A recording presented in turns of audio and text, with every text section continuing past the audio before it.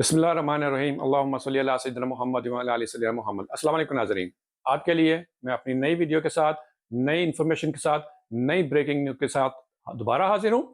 नाज़रीन, वीडियो की तरफ जाने से पहले आपसे चंद बातें करना बहुत ही ज़रूरी हैं। वो ये हैं कि मैं और मेरी टीम, डॉक्टर अली और इसकी टीम जो है, वो पाकिस्तान में रहने वाले तमाम पाकिस्तानियों के, चाहे वो किसी भी मसलक से ताल्लुक़ रखते हैं, सवाए एक कादियानी के, वो तमाम के तमाम मेरे बहन भाई हैं। वो चाहे सुन्नी हैं, वो अहले तशी हैं, शिया हैं, अहले हदीस हैं, बरेलवी हैं, वो कोई भी हैं, सवाए कादियानी मज़हब के से ताल्लुक़ रखने वाले लोग, बाकी तमाम के तमाम मेरे बहन भाई हैं और हम सबको मिलकर पाकिस्तान को आगे लेके चलना है।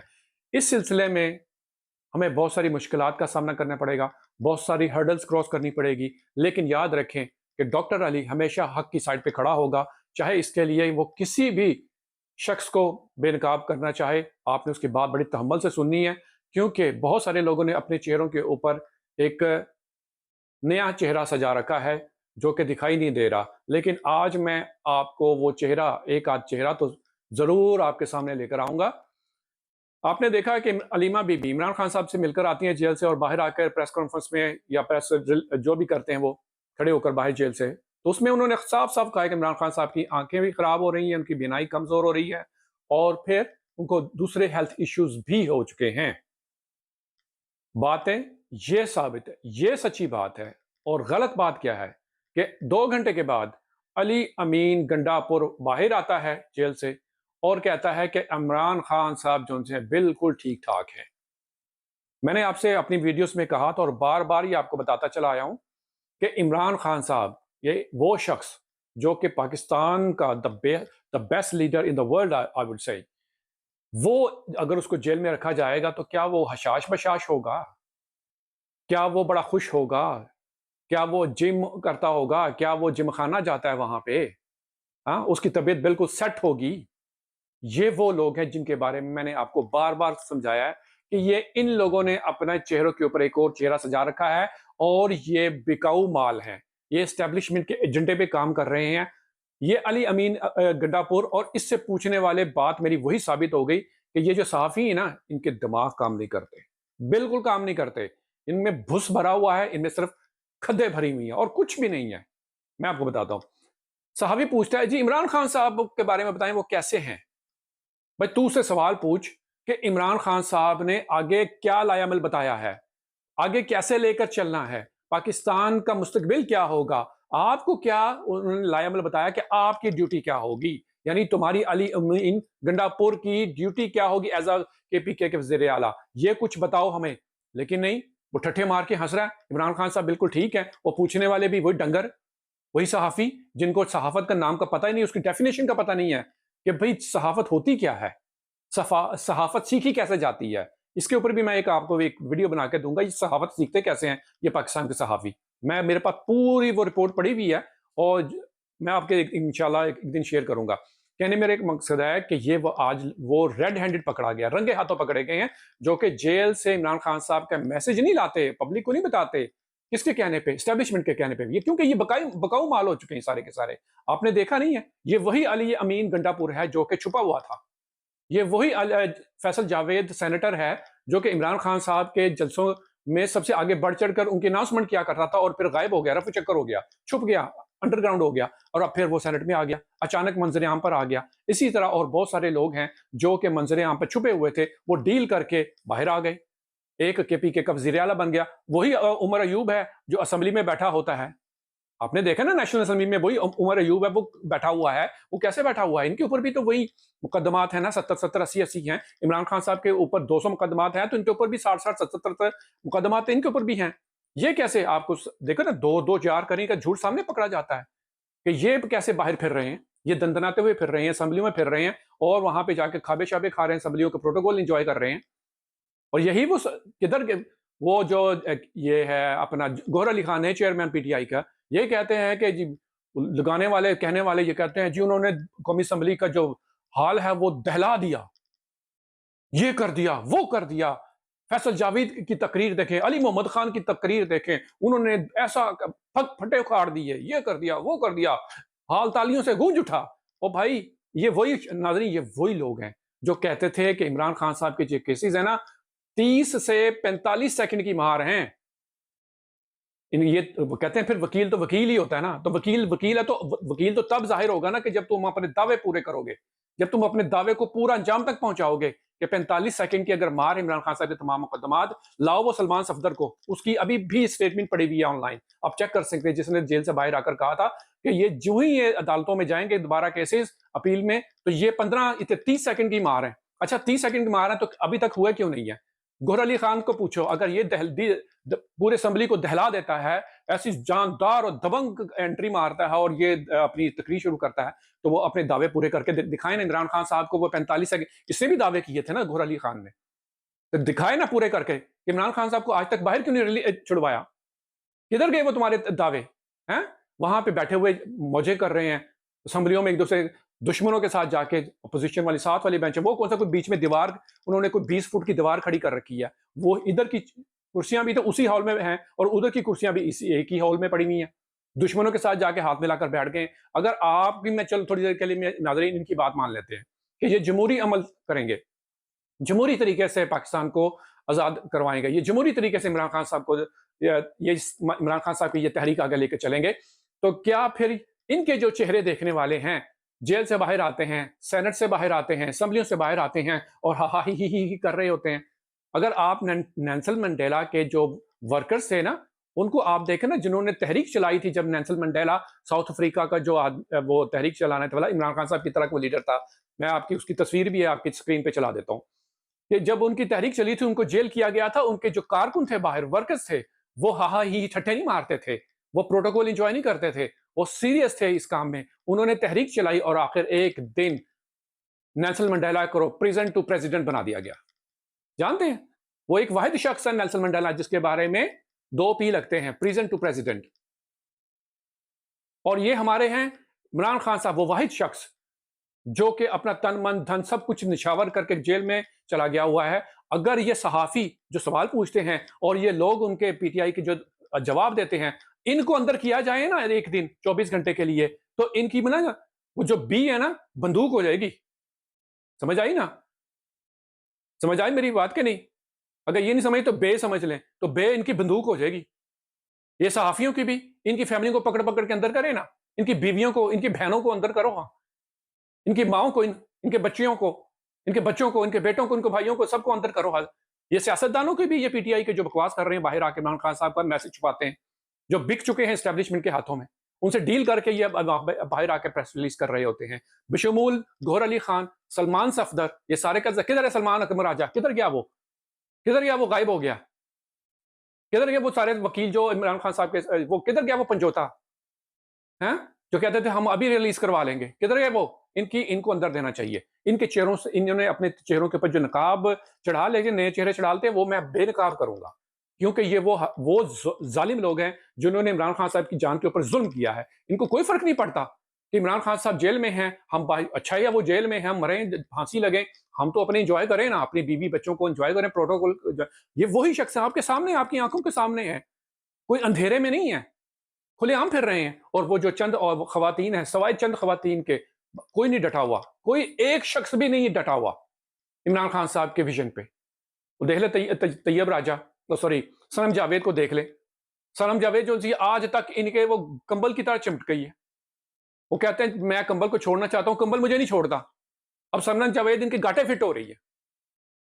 वो अपनी स्टांस ले लिया हुआ है कि माफी मांगू तो किस बात की माफी मांगू? अगर मैं सहक पे हूं तो मैं माफी क्यों मांगू? तुम झूठे माफी मांगो, तुम जो जुल्म कर रहे हो वो माफी मांगो।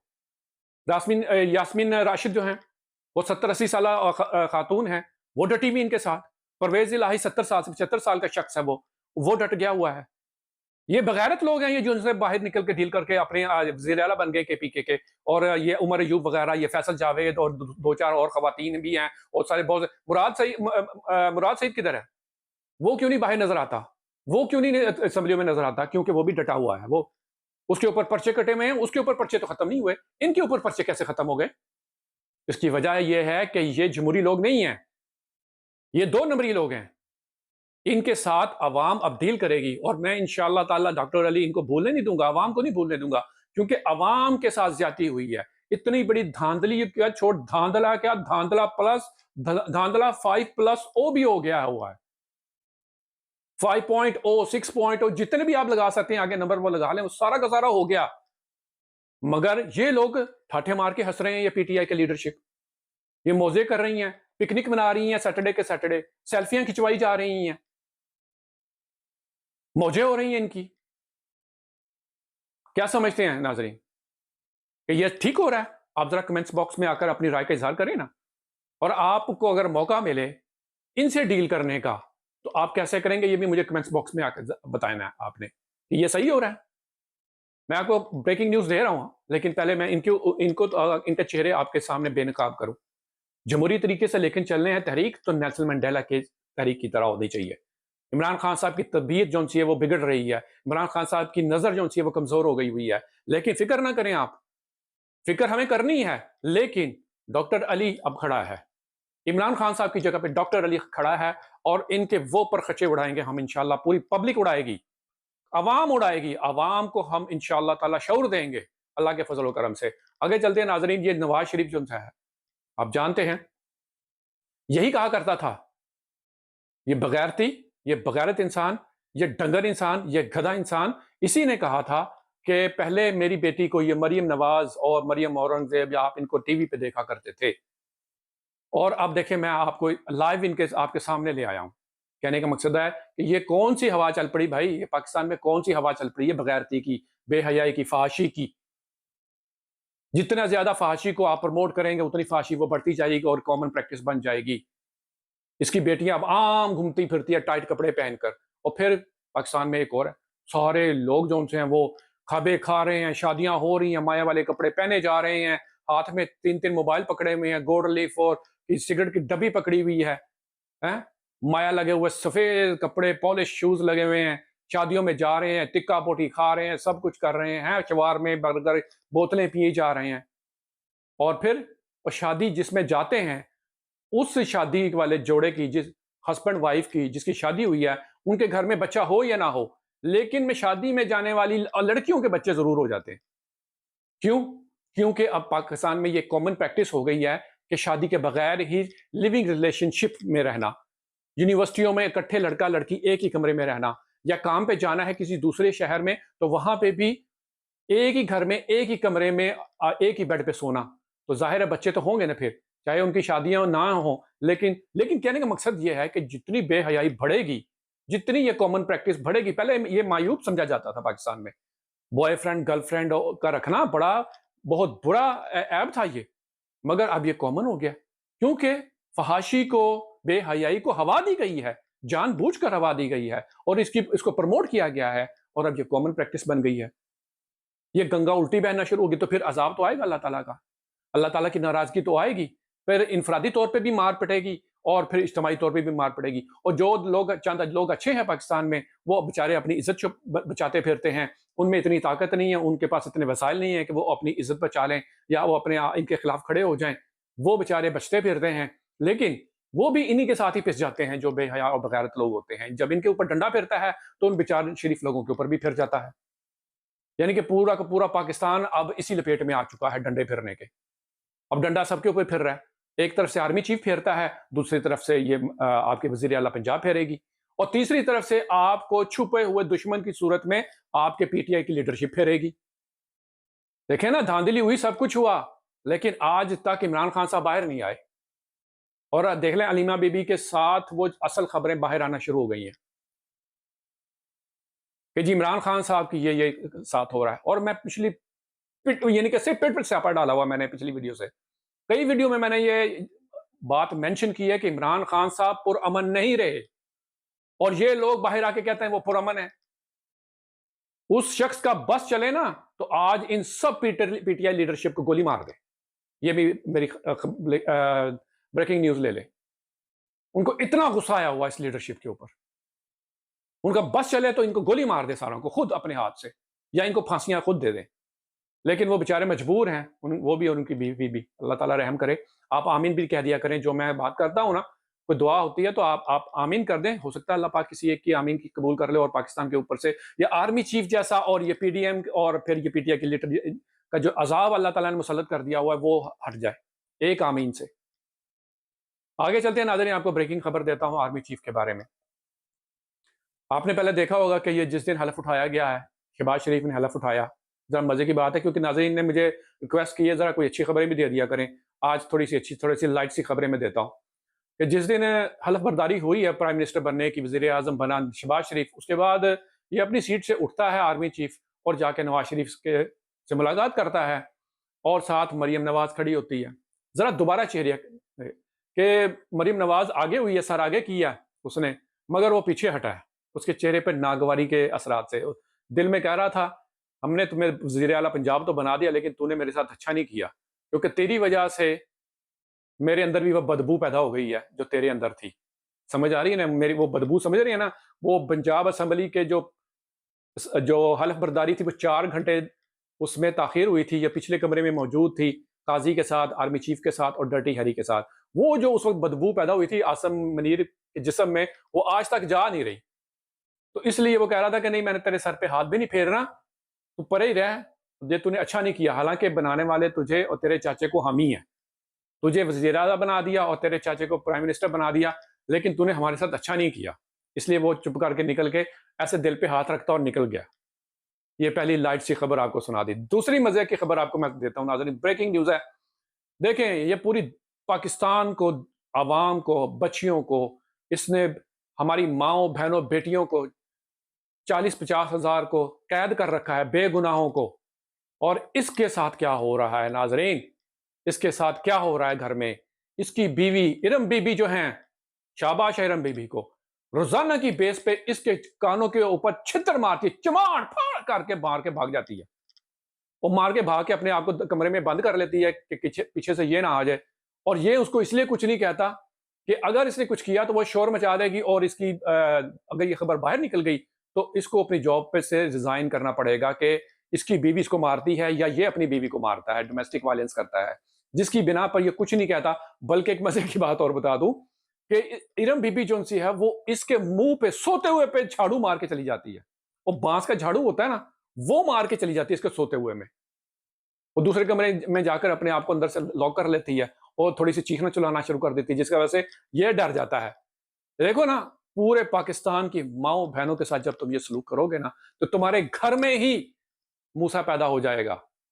तुम्हारे घर में ही मूसा पैदा होगा और फिर तुम या उसकी बीवी जो है आसिया पैदा होगी, फिर तुम्हें बताएगी कि ये क्या होता है। क्योंकि तुमने दूसरों की माँओं-बहनों को कोई अहमियत नहीं दी, अब तुम्हारी माएँ-बहनें जो थी तुम्हें अहमियत देंगी, तुम्हारी पिटाई करेंगी। नाज़रीन, ये बड़े मज़े की अंदर इरम बीबी को आप सारे सलूट करें कि इनकी 4 मरतबा कम से कम 6 घंटे के पीरियड पे ना 4 मरतबा हर 6 घंटे के बाद इसकी चित्रोल करें। और मारती भी भला कब है, जब ये आर्मी चीफ जो होता है सोफे पे बैठा होता है, पीछे से खामोशी से आती है छितर पकड़ के, उसके कान पे दौड़ करके ना पटाख से मार के तो भाग जाती है। तो ये वहां पे सहलाता रहता है अपने कान को, और इससे कान जो है ना एक कान में इन्फेक्शन भी पैदा हो चुका है। जिस तरफ इसने चित्रोल की ना इरम बीबी ने, वहां पे इसकी जनाब हो गई है, इन्फेक्शन हो गया। एक आध दिन में ये डॉक्टर को भी दिखाने वाला है जी, इसकी अपॉइंटमेंट बन गई है वो कान वाले डॉक्टर से, जिसमें वो पीप पड़ गई है, रेशा पड़ गया है वो छितर खाने से। आगे चलते हैं नाजरीन, कि मरियम की तरफ आते हैं। मैंने आपको कहा था, कल की वीडियो में बताया था कि मरियम जौन सी है अब जगह जगह वो पॉपअप होना शुरू हो जाती है। पॉपअप का मतलब होता है कि अचानक नमूदार होना। प्रोग्राम बनाती है, आज फलां स्कूल में जाना है, फलां कॉलेज में जाना है, फलां यूनिवर्सिटी में जाना है, और इसकी तमाम की जो डायरी है वो डड्डू चार्जर तैयार करता है। डड्डू चार्जर बताता है कि आज जो सा वो फलां फलां जगह पे जाना है, वो रेडी करता है पूरे स्क्वाड को, और फिर डायरेक्ट करता है कि ये आज स्केड्यूल है सीएम मैडम का। तो सीएम मैडम आप देख रहे हैं कि जगह जगह जा रही है, कभी स्कूल में जा रही है, बच्चे पढ़ रहे हैं ग्रामर की किताब, और वो कहती है ये ज्योग्राफी पढ़ रहे हैं। कहने का मकसद है ये इतनी डम और डफर है कि इसको ज्योग्राफी और ग्रामर में पता ही, बच्चा खुद कह रहा है कि मैं ग्रामर पढ़ रहा हूँ, तो वो कहती है ज्योग्राफी पढ़ रहे हैं। एनीवे, कहने का मकसद ये है कि अब एक और मजे की बात जो मैंने एक्चुअली इसके बारे में खबर ब्रेक करनी थी, इसके जो घर के मुलाजमीन हैं वो भी इससे फुल टाइम तंग आए हुए हैं। वो क्यों तंग आए हुए हैं? क्योंकि इसने तमाम मुलाजमीन को, बिलखसूस अपने खानसामे को, और वो खानसामा भला कौन सा है जिसने बेनजीर साहिबा को भी सर्व किया हुआ है, ठीक है, उनके खाने वगैरह बनाए हुए हैं, वही खानसामा है, बहरहाल उसका नाम शकूर है, अब्दुल शकूर है या शकूर नाम उसका। वो जाती उमरा में काम करता है, इसका ख़ास अल-ख़ास वो खानसामा है। तो उसको जनाब सिखाती है कि चाय की कप कैसे पकड़ाना है, चाय की प्याली कैसे पकड़ाई जाती है। मैं सीएम मैडम हूँ, अब मैं वो नहीं मरीम नहीं हूँ, मैं सीएम मैडम हूँ, मैडम सीएम या सीएम मैडम हूँ, तो तुम्हें चाय का कप नहीं पकड़ाना आता।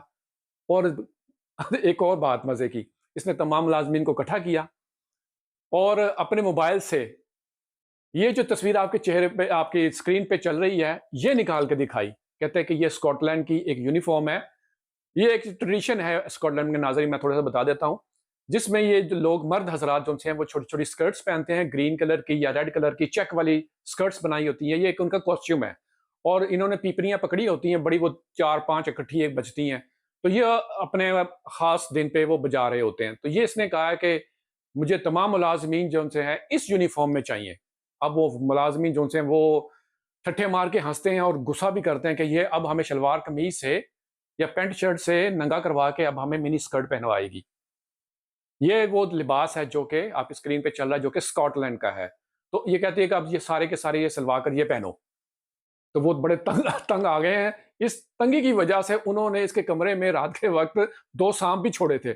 लेकिन वो साले साँप भी डर के इधर-उधर गायब हो गए। तो जब ये सुबह उठी तो उस उन्होंने देखा कि ये तो सुबारा ज़िंदा अंदर से बाहर आ रही है तमाम मुलाज़मीन ने। तो वो इसके पाँव की तरफ देखते हैं। रोज़ाना जब ये उठ के कमरे से बाहर आती है तो वो इसके ना पाँव की तरफ देखते हैं कि यार इसके पाँव जो से चुड़ैलों की तरह पीछे तो नहीं लगे, ये चुड़ैल तो नहीं है? जिसको दो सांप भी कुछ नहीं कर सके, वो दो सांप गए किधर? यानी या तो ये खुद खा गई है या वो इससे डर के भाग गए हैं। ये बड़ा मामला उनको अजीब-सा है कि ना वो शशोपंज में मुब्तला हैं। तो डड्डू चार जो उनसे उसने ये बात नोट कर ली कि ये जो लोग हैं मुलाज़मीन, ये इसके पैरों की तरफ क्यों देखते हैं? तो उसने पूछा भी मुलाज़मीन से कि तुम सीएम मैडम के पाँव की तरफ क्या देखते हो? तो उन्होंने कहा, "अब कुछ भी नहीं देखते, हम तो अपनी नज़रें नीचे करते हैं, ये तो प्रोटोकॉल का हिस्सा है।" कहने का मकसद ये है, इसके मुलाज़मीन भी इसके सीएम बनने के बाद इससे तंग आ चुके हैं।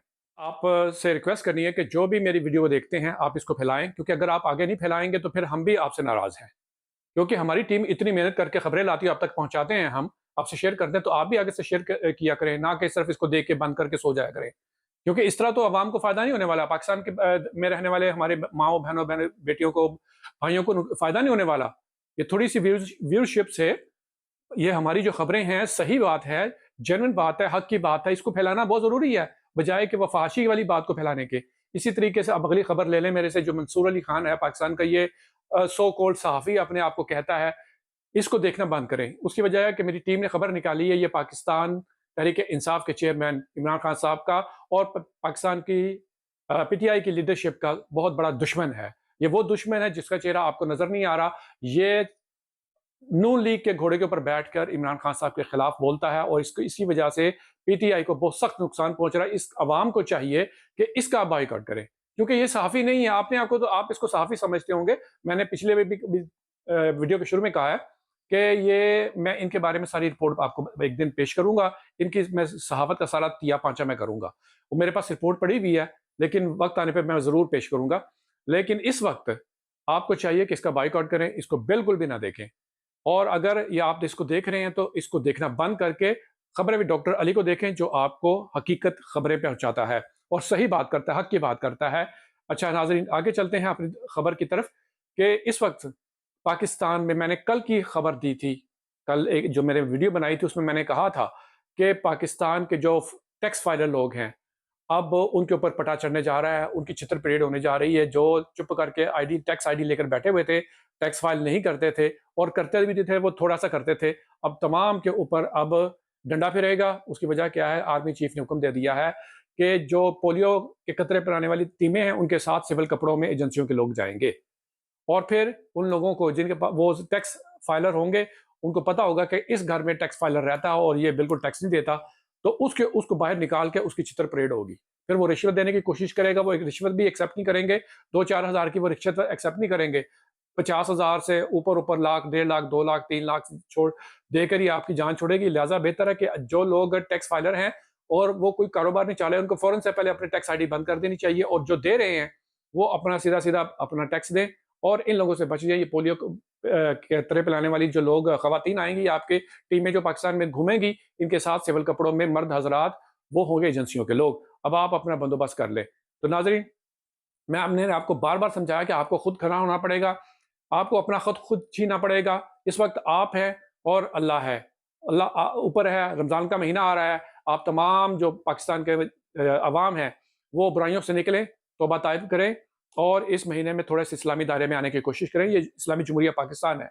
इसमें फ़हाशी को ख़त्म करके अल्लाह की तरफ थोड़े-से रग़बत हासिल करें, ताकि अल्लाह ताला ये तमाम के मसाइल हल करने में हमारी मदद कर सके। क्योंकि ये मदद ऐसे नहीं आ जाती किसी को भी, चाहे वो पैगंबर ही क्यों ना हो। वो अल्लाह की राह में अल्लाह से जुड़ते हैं, तो फिर होती है। और फिर क्योंकि दूसरा ये जो है एस्टेब्लिशमेंट और इनका जो धंधा है, वो कुछ और ही है। ये मैं आपको बता रहा हूँ, साफ बता रहा हूँ, एस्टेब्लिशमेंट के पास यही एक प्लान है और पाकिस्तान की पब्लिक के पास और पीटीआई की जो लीडरशिप है, उसके पास भी एक ही प्लान है।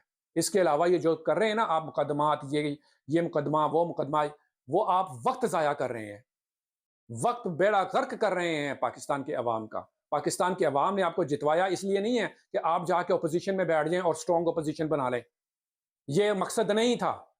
अगर ऑपोज़िशन में ही बैठना मकसद था, तो जब रेज़ीम चेंज किया गया था, तो उस वक़्त भी इमरान खान साहब और उनकी पार्टी जो थे, वो ऑपोज़िशन में बैठ सकते थे। क्यों रिज़ाइन करके चले गए? पूरी पार्टी को क्यों रिज़ाइन करवाया? अगर ऑपोज़िशन में बैठ के स्ट्रॉन्ग ऑपोज़िशन ही बनना था, तो ये कम था। उस वक़्त नहीं, 2 साल पहले उससे तो फिर कई हज़ार लोगों को जेल में डलवाने की क्या ज़रूरत थी? 40,000 हमारी माएँ, बहनें, बेटियाँ जो सी हैं वो उधर चली गई हैं, जेल में पड़ी हुई हैं, सड़ रही हैं, कई मर चुकी हैं। हाँ? और बाहर जो लोग मरे हैं, उनको मरवाने की फिर क्या ज़रूरत थी? फिर भी स्ट्रॉन्ग ऑपोज़िशन थी ना, इनके हवाले करके आप उधर बैठ जाते। उस वक़्त क्यों डिसीज़न किया कि हम तो जा रहे हैं सारे, रिज़ाइन करो सारे। ये तमाशा ही करना है, यही असम्बली खेलना है, तो 2 साल पहले खेल लिया जाता। अवाम की ज़िंदगियाँ तो बच जाती। हमारे बुज़ुर्ग, हमारे नौजवान जो 40,000 आदमी अंदर जेलों में तड़ा हुआ है, वो तो ना अंदर फेंका जाता। और जो मज़ीद बाहर हैं, वो उनकी ज़िंदगियाँ भी 14 करोड़ अवाम ने जिन्होंने वोट दिया है पीटीआई को, वो भी उनकी भी ज़िंदगियाँ भी खतरे में पड़ चुकी हैं, दाँव पे लग चुकी हैं। उनको पता नहीं कब उनकी ज़िंदगी खत्म कर दी जाए गोली मार के।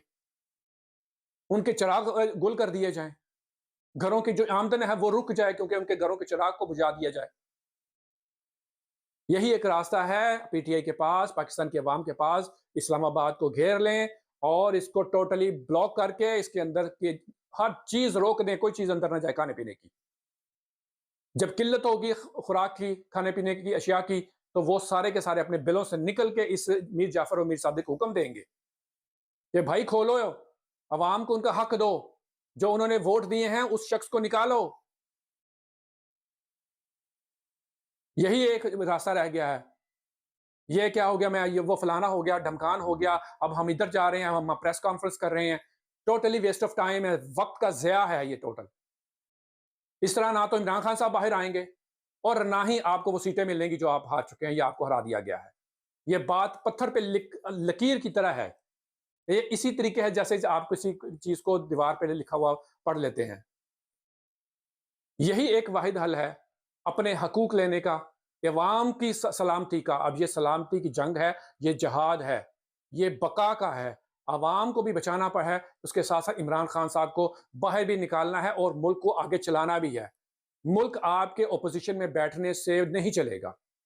आप कोशिश भी कर लें, तब भी यही पीडीएम रहेगी पावर में और इससे मुल्क नहीं चलेगा। आपने 6 महीने, साल, 2 साल अय्याशी कर लेनी है, सारे मिनिस्टर्स ने, इन्होंने। उसके बाद आपके ऊपर मलबा फेंकना है या नहीं फेंकना, फिर एक और पीडीएम आ जाएगी। ये धोखा खत्म करें, ये आँख का धोखा है, इल्यूज़न है ये। साफ-साफ तस्वीर आपको नज़र आ रही है कि आपको कुछ नहीं मिलने वाला। दोबारा वो देखें, वो कहता है, काज़ी कहता है, हाई कोर्ट कहता है, सुप्रीम कहता है, जाके इलेक्शन कमीशन में एप्लीकेशन दायर करो। वो कहेगा सुप्रीम कोर्ट के में जाओ। काज़ी कहेगा कि केस कैंसल, खारिज। ये मैंने वीडियो आपको बार-बार, बार-बार बनाकर दी कि ये सारे का सारा एक ही माफ़िया है। वो उधर से मारेगा आपको फुटबॉल की तरह लात, वो उधर से मारेगा, जिसके पास जाएगी वो आपको किक ही मारेगा। आप सबको एक ही मर्तबा किक क्यों नहीं मारते? इस्लामाबाद अब इतनी 14 करोड़ जिन्होंने वोट डाले, 24 करोड़ अवाम, जो इस बात का इंतजार कर रही है कि कब पीटीआई पावर में आएगी, वो भी आपके साथ है। और आप हैं कि चुप करके बैठे हुए हैं। ये इंतजार कर रहे हैं कि खान साहब ऑर्डर करेंगे तो इस्लामाबाद ब्लॉक करेंगे। खान साहब ने कब इस्लामाबाद ब्लॉक किया है, मुझे पहले ये बताएं। आखिरी हल सोल्यूशन सिर्फ एक है, आवाम की जिंदगियां खतरे में पड़ी हुई हैं। खान साहब को समझाओ। खान साहब को समझाओ कि खान साहब हमने हमारे इलाकों में, हमारे हलकों में जहां पे हमें वोट डाले गए हैं, पूरी की पूरी 14-15 करोड़ की आबादी जो सी है वो उसकी जिंदगियां खतरे में पड़ गई हैं। और ऊपर से 10 करोड़ वो भी है जो जिन्होंने वोट ही नहीं डाले, उनकी जिंदगियां भी खतरे में पड़ गई हैं, क्योंकि वो भी उन्हीं इलाकों में रहते हैं, उन्हीं हलकों में रहते हैं। और साथ पीटीआई के जो वर्कर्स जब बाहर आएंगे हलफ उठाने के लिए या जो भी करने के लिए, उनको भी कत्ल किया जाएगा। सबकी सबकी जिंदगियां इस वक्त खतरे में पड़ी हुई हैं। और इधर हैं कि वो तैयारी कर रहे हैं कि हम जाके उधर पार्लियामेंट में बैठ जाएंगे अपोजिशन में। तो ये 2 साल पहले कर लेना था। जरा सोचें। और ये जो ऊपर वाला बॉक्स बॉक्स है, सब पूरी की पूरी आवाम ये सोचें कि उनकी जिंदगियां इस मरियम नवाज की वजह से खतरे में पड़ चुकी हैं। ये चोर, ठग डकैतों के अलावा ये कातिल लोग भी हैं। एक कत्ल करके उन्होंने पैगाम दे दिया है और आर्मी चीफ तो बैठा हुआ खुश हो रहा है। और मीडिया वाले बार बार, ये जाहिल लोग हैं, जाहिल, टोटल जाहिल, कहते हैं खुद को सहाफी हैं। हर बंदे के मुंह में स्पीकर ठोक के ये कहते हैं आप बताएं 9 मई वाला वाक्य दोबारा होगा। और तुम्हें नजर नहीं आ रहा 9 मई का वाक्य आपकी आंखों सामने हो रहा है। मरियम नवाज को बिठा दिया गया है। अब 9 मई का वाक्य के आगाज हो चुका है चौधरी अदनान के कत्ल से। फिर कहते हैं हम सहाफी हैं। दिमाग काम नहीं करते, ऊपर गोबर भरा हुआ है। खा खा के नान छोले और खद्दे खा खा के दिमाग खराब हो चुके हैं इन सारे साफियों के। ये अबू जहल के भी बाप लगते हैं सारे के सारे। अकल नहीं सोचते, बस जाके दूसरों से सवाल कर रहे हैं। चलिए मेरे नाजरीन, आज के लिए इतना ही काफी। चाहिए पीटीआई की लीडरशिप को चाहिए कि अब एक्शन लें। ठीक है, अब वो अल्फाज का टाइम खत्म हो चुका है, केसेस का टाइम खत्म हो गया, आपकी कहीं नहीं सुनवाई होने वाली। क्योंकि उधर से अहकामात आ गए हुए हैं पाकिस्तान के आर्मी चीफ से कि किसी की कोई नहीं सुननी, किसी का कोई केस नहीं एक्सेप्ट करना, सबको उड़ा डालो केस। वीडियो को शेयर कीजिए नाज़रीन। अपनी दूसरी ब्रेकिंग न्यूज़ लेकर हाजिर होता हूँ। अल्लाह, अल्लाह का दीन, अल्लाह का कुरान, अल्लाह का नबी और पाकिस्तान के तमाम मासूम आवाम सारे के सारे जिंदाबाद। और पाकिस्तान के ये चोर, करप्ट, ठग, डकैत, लुटेरे, ये आर्मी जर्नैल, करनैल, ब्रिगेडियर, ये जरदारी ग्रुप और साथ साथ ये शहबाज शरीफ ग्रुप, सारे के सारे मुर्दाबाद।